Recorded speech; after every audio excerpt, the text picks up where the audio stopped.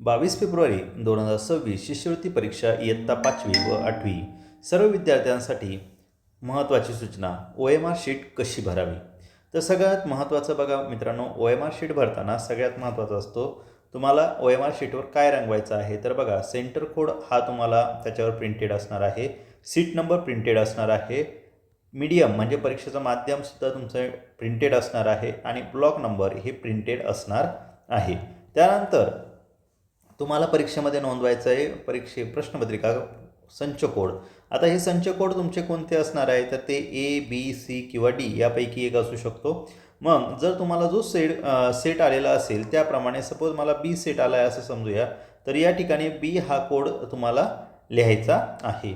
त्यानंतर बघा, विद्यार्थ्यांनी काय करायचं आहे, या ठिकाणी विद्यार्थ्याची स्वाक्षरी दिलेली आहे, तर या ठिकाणी विद्यार्थ्याची जी काही स्वाक्षरी असणार आहे किंवा सही असणार आहे ती सही इथे करायची आहे.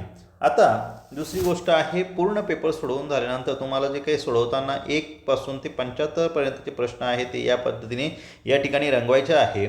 आणि रंगवताना पण सगळ्यात महत्त्वाची काही गोष्टी दिल्या आहे बघा. उत्तरपत्रिकेत नोंदवण्याची योग्य पद्धत कोणती, तर सगळ्यात महत्त्वाचं आहे, गोल भरताना आधी पेनाने अशा पद्धतीने बाहेरून आतमध्ये सर्कल करून अशा पद्धतीने व्यवस्थित गोल डार्क करायचे आहे.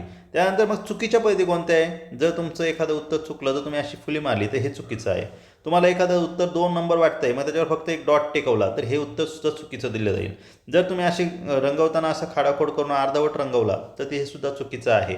जर तुम्हाला वाटलं की हा पर्याय बरोबर आहे, मग तुम्ही फक्त टिक आऊट केली तर हे सुद्धा चुकीचं आहे.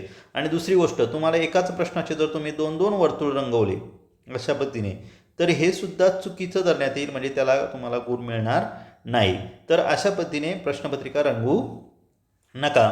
त्यानंतर तुम्ही पेपर सोडवल्यानंतर, सपोज एखाद्या विद्यार्थ्याने पेपर सोडवल्यानंतर त्याचे एकूण सोडवलेले प्रश्न आहेत 70 आणि न सोडवलेले प्रश्न किती आहे, तर 5, असे एकूण 75 प्रश्न असणार आहे. पण सगळ्यात महत्त्वाचं आहे, कुठलाही प्रश्न सोडवला नाही असं ठेवू नका. का, तर तुम्हाला याच्यामध्ये कुठलीही निगेटिव्ह मार्किंग नाही. त्यामुळे प्रत्येक प्रश्न ह्या 4 गोलपैकी एक गोल व्यवस्थित रंगवा. गोल भरताना पुन्हा एकदा सांगतोय बघा, प्रश्न पहिला सपोज तुमचं त्याचं उत्तर आहे पर्याय क्रमांक 3, तर गोल भरताना तो बाहेरून आतमध्ये अशा पद्धतीने रंगवा, जेणेकरून आपलं उत्तर जे आहे, जे काही गोल भरताना तो बाहेर जाणार नाही आणि ते व्यवस्थित भरलं जाईल. तर सगळ्यांना परीक्षेसाठी बेस्ट ऑफ लक. हा व्हिडिओ आवडला तर तुमच्या मित्रांबरोबर अवश्य शेअर करा. धन्यवाद.